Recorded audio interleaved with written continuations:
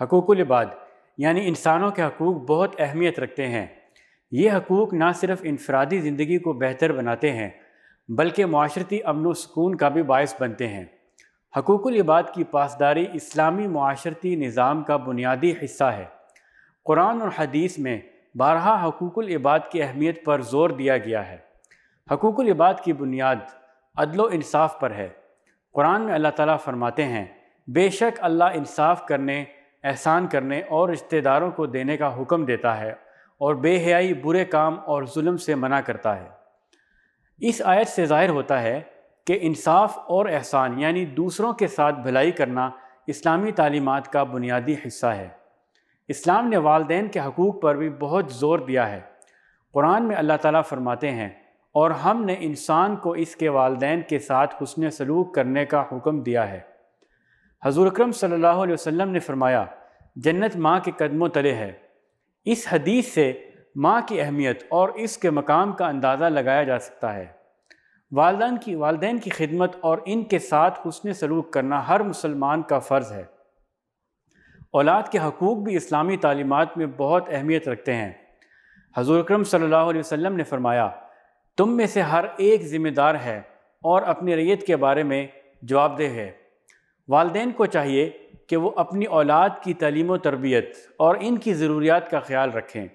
اولاد کی صحیح تربیت اور ان کی ضرورتوں کا خیال رکھنا والدین کی اہم ذمہ داریوں میں شامل ہے۔ اسلام میں ہمسایوں کے حقوق کو بھی بہت اہمیت دی گئی ہے۔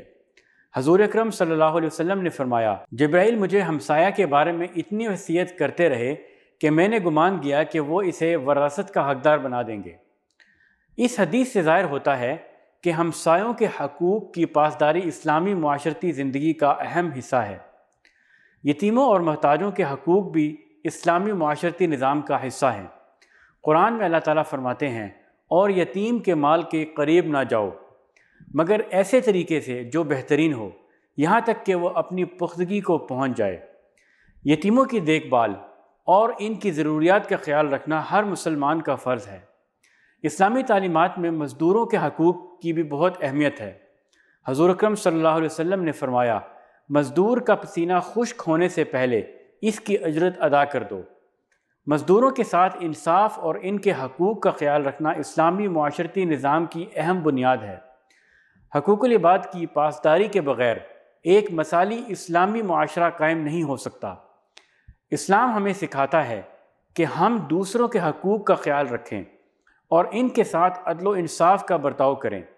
حقوق العباد کی پاسداری نہ صرف ہماری دنیاوی زندگی کو بہتر بناتی ہے بلکہ آخرت میں بھی کامیابی کا باعث بنتی ہے۔ اللہ تعالی ہمیں حقوق العباد کی اہمیت کو سمجھنے اور ان پر عمل کرنے کی توفیق عطا فرمائے۔ آمین۔